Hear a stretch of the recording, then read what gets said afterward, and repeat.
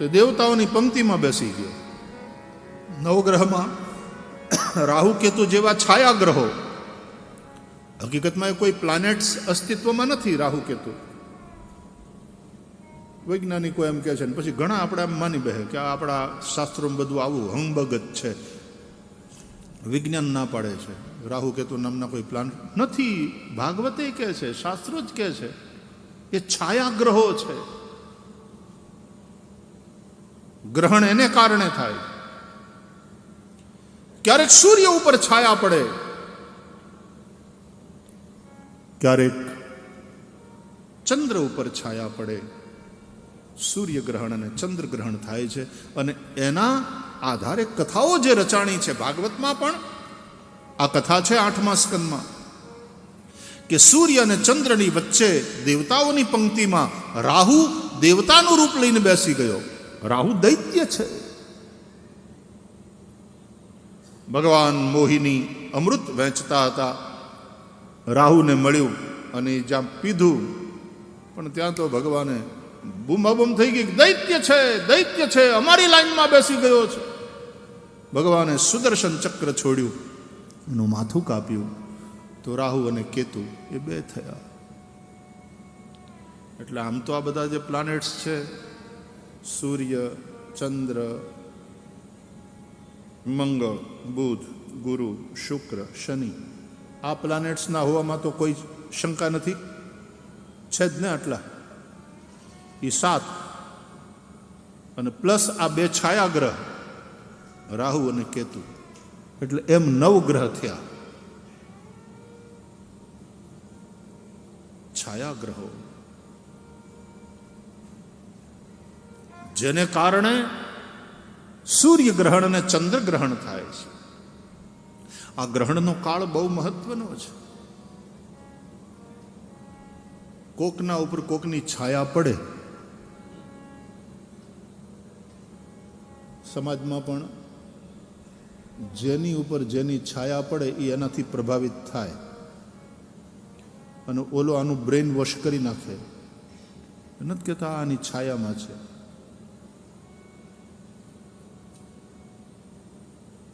પ્રભાવિત થાય છે. તો સૂર્ય ઉપર છાયા પડે, સૂર્ય ગ્રહણ થાય. સૂર્ય બુદ્ધિના, સાંભળજો, આનું રહસ્ય સમજજો. સૂર્યનો સંબંધ બુદ્ધિ સાથે છે. એટલા માટે ગાયત્રી મંત્રમાં સૂર્ય દેવતાનું, સવિતા દેવતાનું આપણે ધ્યાન કરીએ છીએ. ભર્ગો દેવસ્ય ધીમહિ તત્સવિતુઃ વરેણ્યમ ભર્ગો દેવસ્ય ધીમહિ. શા માટે? બોલે ધિયો યો નઃ પ્રચોદયાત. નઃ એટલે અમારી, ધિયઃ એટલે બુદ્ધિને પ્રકાશિત કરે, પ્રેરિત કરે શુભમાં. સૂર્યનારાયણ બુદ્ધિને પ્રેરિત કરનારા દેવ છે. ચંદ્રમાનો સંબંધ મન સાથે છે. આપણા વેદો કહે છે ચંદ્રમા મનસો જાતઃ. એટલે ચંદ્રમાનું ગ્રહણ, ચંદ્રમા ઉપર છાયા પડે, ચંદ્રમાનું ગ્રહણ એટલે કે તમારા ભાવોને કોઈક પ્રભાવિત કરે. કોઈકની છાયામાં તમારા ભાવો, તમારા ઇમોશન્સ પ્રભાવિત થાય, અને કોઈકની છાયામાં તમારી બુદ્ધિ એટલે કે તમારા વિચારો પ્રભાવિત થાય. भावों को प्रभावित करके तुमको बहकाया जा सकता है साहब, और विचारों को प्रभावित करके तुमको कन्वर्ट किया जा सकता है.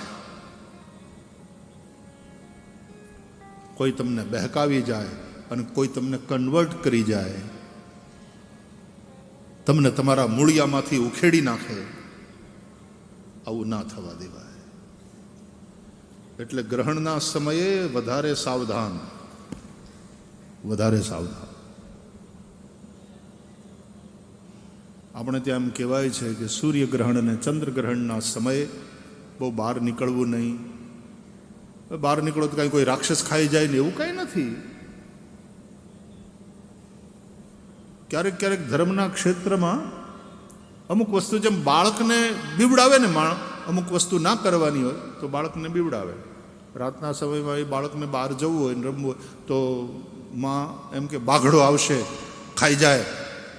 બાઘડા જેવી કોઈ વસ્તુ જ નથી, એને ખાવાનો કોઈ પ્રશ્ન જ નથી.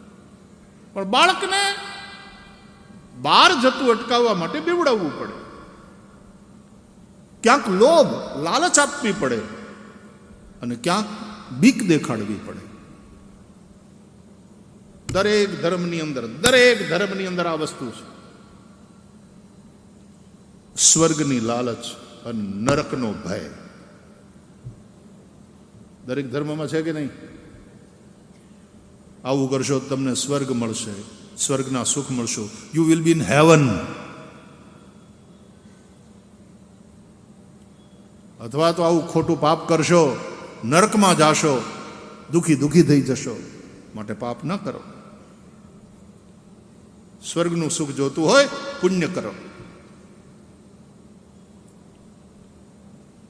जहन्नुम ने जन्नत,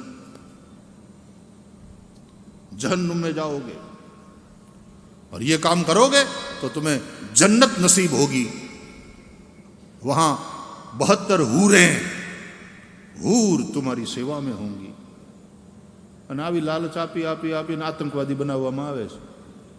એના વિચારો અને એના ભાવો આ બંનેને ગ્રસિત. આનું નામ જ સૂર્યગ્રહણ અને ચંદ્રગ્રહણ. સમજો, પુરાણોની કથાઓનું રહસ્ય સમજો. 2 ચોપડી હું ભણી લે અને થોડુંક વૈજ્ઞાનિક સાયન્ટિફિક ટેમ્પરામેન્ટ હોવું જોઈએ, પણ પુરાણોની કથાઓ એના જે મિનિંગ છે, એના જે અર્થો છે એ સમજવા જરૂરી છે. 2 ચોપડી ભણી લે એટલે માણસ એમ કે આ બધું પુરાણોમાં બધું હંબગ છે. હાવ ખોટું. There is no planet like Rahu and Ketu. અને હિન્દુઓ માને છે રાહુ કેતુ અરે છાયાગ્રહ કહે છે, જેને કારણે સૂર્યગ્રહણ અને ચંદ્રગ્રહણ થાય. છાયા પડે છે. પૃથ્વીના લોકોને સૂર્ય ઉપર પડતી છાયા દેખાય છે. સૂર્યનું ગ્રહણ થયું. ચંદ્ર અને સૂર્યની વચ્ચે પૃથ્વી આવી જાય એટલે એની છાયા પડે ચંદ્ર ઉપર અને ચંદ્રગ્રહણ થાય. પણ આનો અર્થ એ છે કે સૂર્ય એનો સંબંધ તમારી બુદ્ધિ સાથે છે, ચંદ્રમા એનો સંબંધ તમારા મન સાથે છે. બુદ્ધિના વિચારોને અને મનની ભાવનાઓને કોઈક છાયા ગ્રસિત કરે છે.